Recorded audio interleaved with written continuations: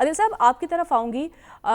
आपने भी जिस तरह से हमें खबर दी कि हुकूमत के पास जो है 2/3 अक्सरियत है, और जबकि ख्वाजा आसिफ साहब भी यही कह रहे हैं कि हमारे पास नंबर गेम जो है हमारे पास पूरी है और कुछ बड़ा होने जा रहा है। लेकिन दूसरी जानिब राना सनौला साहब कह रहे हैं कि अभी जो है आईनी तरमीम पर हतमी फैसला नहीं हुआ है क्योंकि हमारे पास जो है वो नंबर्स पूरे नहीं हैं। तो फिर 2/3 अक्सरियत के लिए दरकार कौमी असम्बली में 224 और सेनेट में 64 अरकान की हिमायत हुकूमत कैसे यकीनी बनाएगी? अच्छा देखें, ये भी इस सवाल का भी जवाब मैं दूंगा, लेकिन वो जो हसीब जो पहले कह रहे थे ना कि ये रूल मेकिंग हो रही है, ये कमेटी जो जुडिशल कमीशन का जो इजलास है, ये बिल्कुल एक मुख्तलिफ मामला है। जो आइन साजी होनी है उसमें इस कमेटी को या इस कमीशन को एतमाद में लेना ना तो कोई ज़रूरी है। मई का जो इजलास है उस वक्त एक डिफरेंट सिचुएशन थी, उन्होंने अदलिया को एक मामले पे आगाह किया था। आज वजीर कानून का ना आना बता रहा है कि ये बुनियादी तौर पे हुकूमत जिसने अपने पत्ते सीने से लगाए हुए हैं वो इस मामले पे इसको एग्जीक्यूट करने के बाद ये मामलात जो हैं वो सामने लेके आएगी, उससे पहले नहीं लेके आएगी। अच्छा, अब ये बड़ी दिलचस्प सूरत हाल है। ख्वाजा आसिफ साहब कह रहे हैं कि आईनी तरमीम जो है हम वो कल ही करने जा रहे हैं, मुसवदा पेश कर देंगे।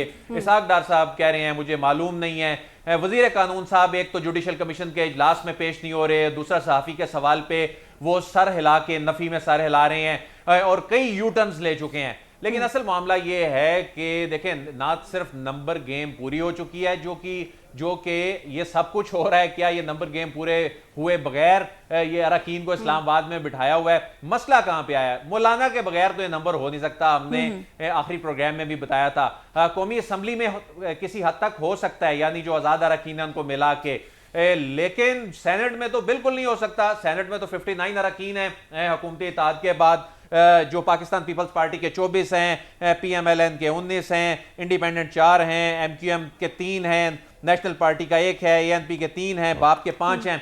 ये बनता है नंबर 59। 5 जो मौलाना के अरकान को शामिल किया जाए वो बनता है 64। मौलाना ने जो इस वक्त तक मौलाना ने प्रिंसिपली एग्री इस हद तक किया है कि जो आईनी तरमीम का पैकेज है, लेकिन जो असूली मौकफ जिसको वो सपोर्ट करते हैं वो होगा तो हम वोट देंगे। वो क्या है ये आपके साथ खबर शेयर कर देते हैं। वो कह रहे हैं 179 को ना छेड़ें।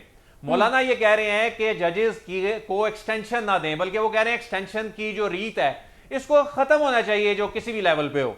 वो ये कह रहे हैं कि 175A3 में तरमीम कर लें। 175A3 में जब आप तरमीम करेंगे तो इससे क्या होगा, एक पैनल जो है वो हुकूमत के सामने होगा और उसमें से वो किसी को भी चीफ जस्टिस ऑफ पाकिस्तान मुकर्रर कर लें। हुकूमत ये चाहती है कि ना सिर्फ तोसी की जाए जजेस की रिटायरमेंट की उम्र में, बल्कि 175A3 में हुकूमत करने के लिए इन दोनों आर्टिकल की बात करिए। मौलाना का सिर्फ मामला, कल उन्होंने ये कंसर्न जो है फ्लोर ऑफ द हाउस पे भी उन्होंने ये बात कर दी और वो वैसे भी अब बात कर रहे हैं। लेकिन आज मौलाना ने अब से कुछ देर पहले क्या बात की? मौलाना ये कह रहे हैं कि जो हमारा बताया हुआ जो तजावीज़ हैं उनके मुताबिक आप चलेंगे तो हम इसको सपोर्ट करेंगे। और उसमें हमें ज़राए ने यही बताया है कि वो 179 आर्टिकल जो 3 साल की एक्सटेंशन की जिसमें बात की जा रही है उसकी बजाय, यानी 65 से 68 की बजाय, वो कह रहे हैं जजेस का पैनल ले आए, सीनियर मोस्ट वाली शिक इसमें से निकाल दें, जिस तरह हाई कोर्ट के जजेस का तकर्रुर होता है वो कर दें।